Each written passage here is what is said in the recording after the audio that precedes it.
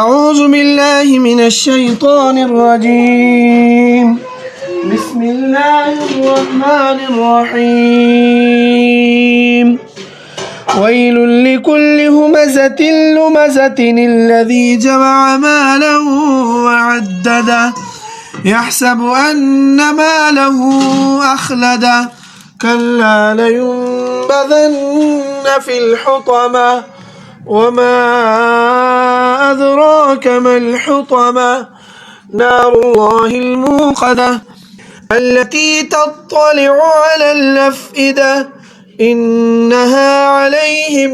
مؤصدة في عمد ممددة.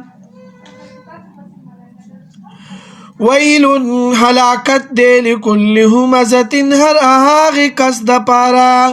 چکم پا مخامخ غیب بیانی لمزا او چکم پشی شائب بیانی الذي جمع مالا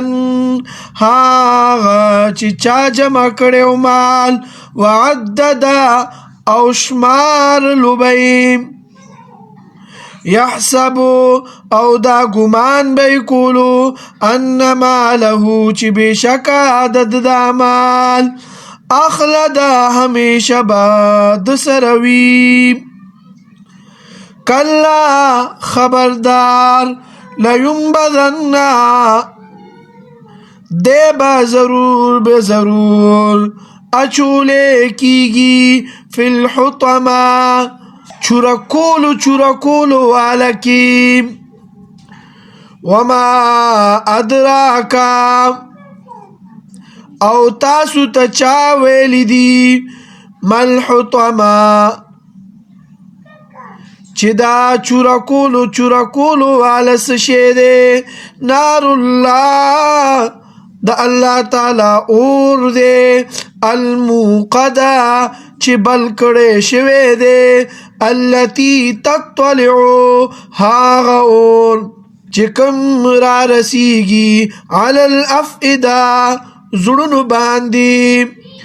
انہا علیہم مؤصدہ بے شک دا اور دی باندی بنکڑے شوے دے فی عمد ممددہ اگدی استنو کی دا دی صورت نم صورت الہمزہ دے چاگا ولنی آیات نمعلومیگی دا صورت پا مکہ مکرمہ کی نازل شوے دے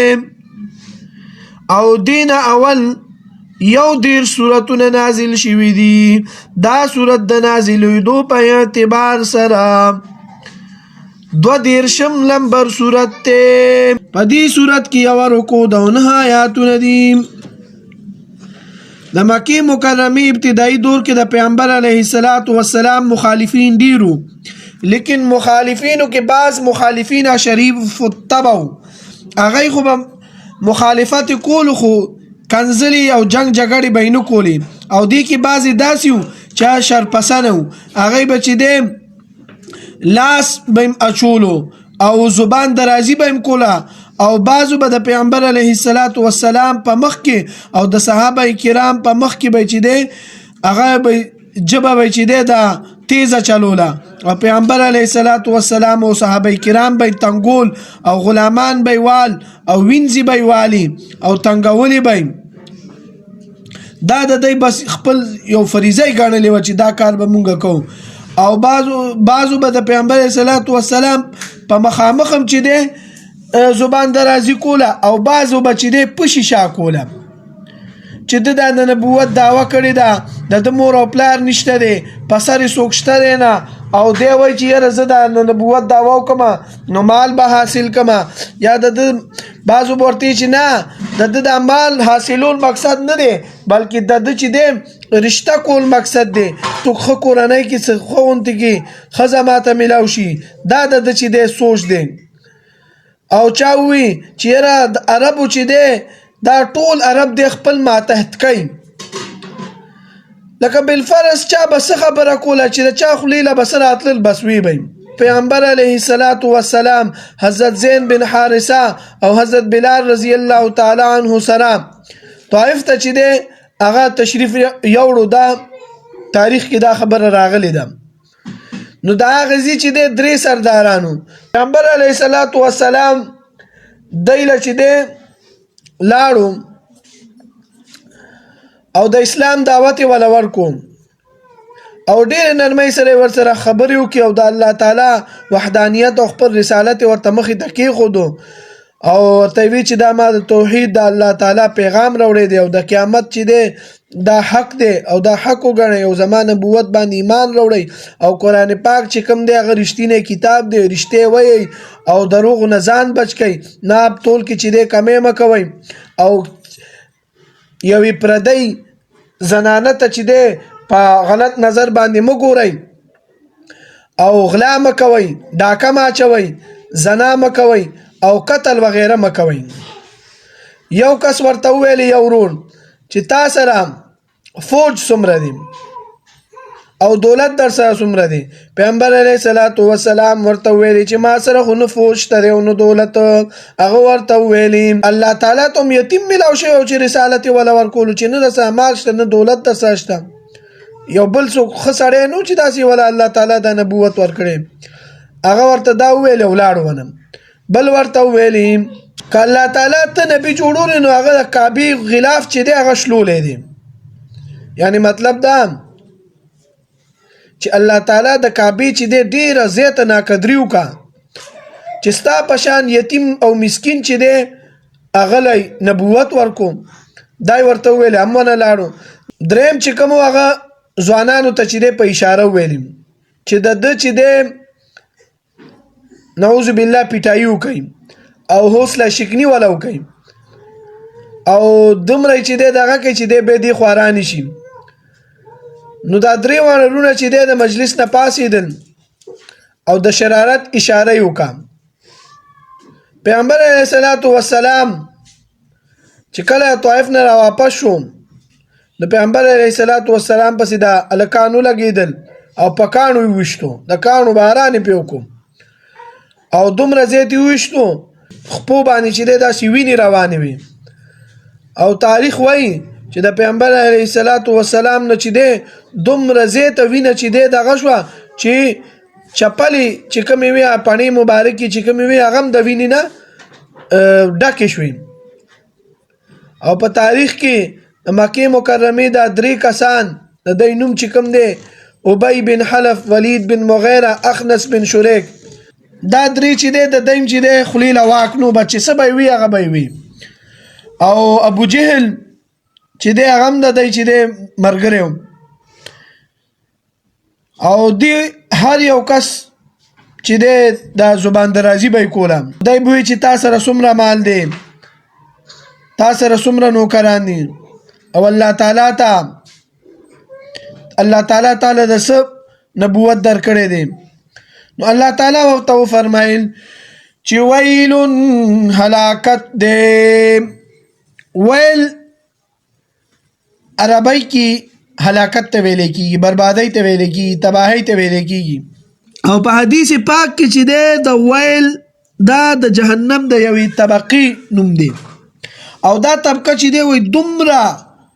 جوړه ده چې بره نه چې دی یو کس دی ته وغورځي دی به سوځي او د هغې تل ته به په 80 کالو کې رسي یعنی دومره جوړه کنده ده حالانکه سړی چې کوم هغه وزني وي او وزني شی چې بره نه داسې راوغورځي نو هغه ډېر زر ښکته ځي خو دا وایي دومره دغه ده دومره جوړه ده چې په 80 کالو کې د دې تل ته به انسان رسي الله تعالی دې ونه مونږه وساتي بے لکل همزتن تراشی لکل همزتن هر هاغه کس چې په مخامخ عیب بیانوي چې پتا کې دا خرابي ده دا خرابي ده او لمزتن او هغه کس چې کوم په شیشه عیب بیانوي بعض مفسرین ویل چې همزه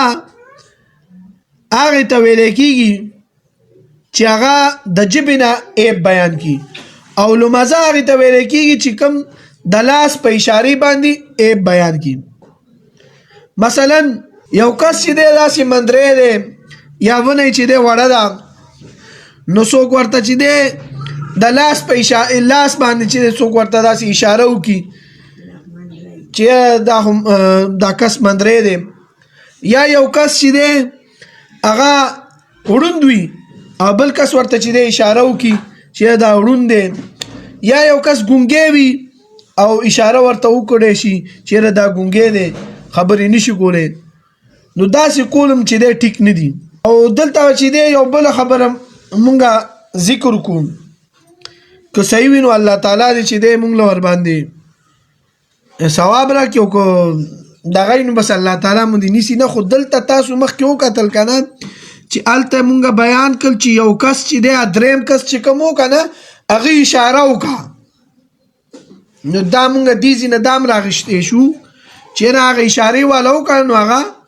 په دې دغه کې راځي چې هغه اشاره کړې وه، کسانو ته وویل چې یاره د باندې چې دی دغه وکړئ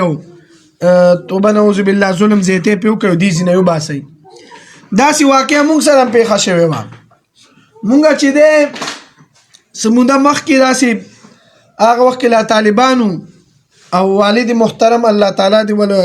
عمر جون ورکړي، الله تعالی د هغه سورې په مونږ باندې همیشه قایم او دایم وساتي سره زموږ د مور د دواړو. نو مونږ چې دی والد صاحب واستولو زمونږ تشکیلو شو کشمیر ته تبلیغ ته لاړو. هلته چې مونږ لاړو نو هلته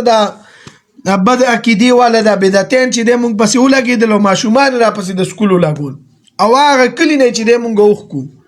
نو مونږ ته هغه وخت کې دا د طایف دا دغه رایاد شو چې پیغمبر علیه صلات وسلام هم چې دی هم د دین د دعوت دپاره چې دی تللی دعوت تبلیغ تللی او هغه هم د هغه کلي نه اوښکی شوی او مونږ هم د هغه امتیان یو نو مونږ یې هم راوښکو. نو الله تعالی مونږ له چې دی یو دا دغه هم راکړی دی،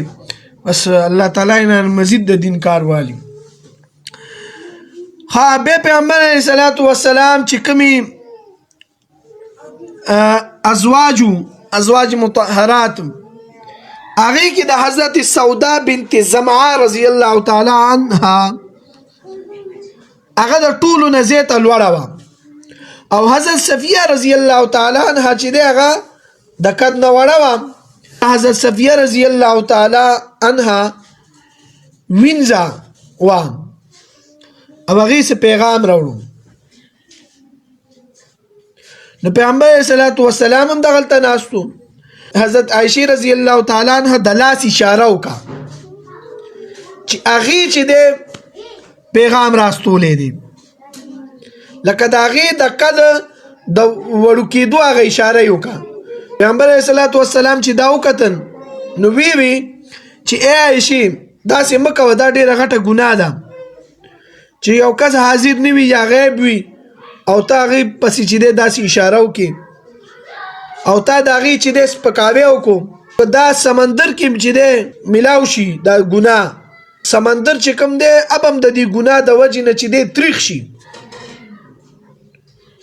که هغه د وړوکي قد ده نو الله تعالی که هغه د هغې قد وړوکی دی نو هغه وله الله تعالی ورکړی. دا خو داسې ده چې ته د الله تعالی په ذات باندې اعتراض کې. الذي جمع هغه کس چې جمع کړی دی مالن مال. مونږ دې کې چې دی ولید بن مغیره یاد کو که نه، هغه چې دی ډېر زیات مالدار او 14 بچي و او په خپل هم چې دی ډېر زیات صحتمند و کاټی و. کله به په بچو کې ناست و نو پته به یې نه لګېده چې د دې کې پلار کم یو دی، لکه دی هم ښه ځوان و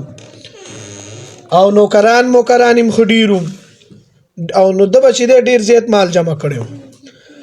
او مال به یې جمع کولو او هغه به یې شمارلو وعدده او هغه به یې شمارلو چې ما سره دومره مال دی، زما دومره بچي دي، زما دومره انګیندې دي او هغې خو رانه چې دی چېرته دا مال لکه کم کړی نه دی، چا خو رانه پټ کړی نه دی، نو بار بار به یې شمارل. نو یحسب ان ماله اخلدا او هغه ګمان کوي چې دا مال به د سره همیشه د پاره وي، دې له به زوال نه راځي. پیغمبر علیه صلات وسلام وفرمایل چې سړی وایي چې زما دا مال ستا دا مال خدا دی چې کوم تا وخوړو تا واچولو او چې کوم تا صدقه او خیرات کو، باقی مال چې کوم دی هغه ستا د وارثانو مال دی. که ستا وارثان نیک وي او ښه کارونه کوي نو بس تا ته به اجر میلاویږي او که خراب وي او بد کارونه کوي نو بس هسې دې وله مال ورکړی دی ګناه به هم تا پسې شمارلی کېږي. کلا خبردار لینبذن فی الحطمه دی به اچولی کېږي چورکولو واله کې ماتولو واله کې به دی چې دی ورداخلي. وما ادراک ما الحطمه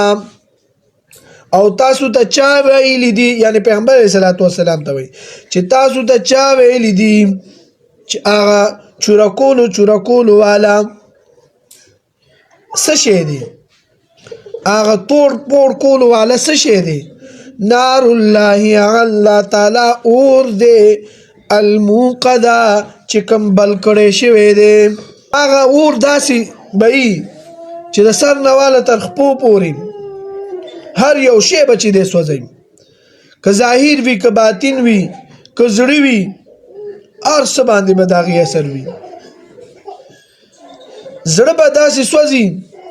چې څنګه بلاس سوځي. التي هغه اور تطلع على الافئده چې کوم به رسیږي زړونو باندې هغه به په ظاهر او په برابر دواړو باندې اثر کوي. زمونږ څه وخت مخکې د ترور یو زوی و هغه هم داسې په اور باندې غریب سوځېدلی و. الله تعالی دې مغفرت نصیب کړي نو هغه هم چې دی بار نه چې دی نو بار نه هم سوځېدلی بیا خلکو وی چې یاره زړه ته یې چې دی بړاستلی و او زړه چې دی وی ختم شوی و لکه ډاکټرانو وی. نو حدیث کې چې دی هغه مونږ ته رایاد شو. الله تعالی دې چې دی د دې کلام په برکت سره د هغه مغفرت کامله نصیب کړي او زمونږ ترور هم اوس وفات شوې ده هم د هغې په غم کې هغه هم لاړه. الله تعالی دې د هغې جنت فردوس نصیب کړي او الله تعالی دې کړي ګناهونه معاف کړي. انها علیهم مؤصده بېشکه دغه اور چې دی هغې باندې به داسې بند کړی شوی وي فی امد ممدده. حمد چې دی دا د عمادین جمع ده چې د کوم معنی دا ده ستنه او ممدده اوږدې ستنې هغه به چې دی دا کسان به چې دی په ستنو کې ایښودلی کېږي چې حرکت به بالکل نه کوي. الله تعالی دې په خپل فضل کرم تمام صحیح عقیدې والا مسلمانان که سړي دي او که ښځې دي د دوزخ د عذاب نه الله تعالی محفوظ وساته. آمین ثم آمین یا رب العالمین.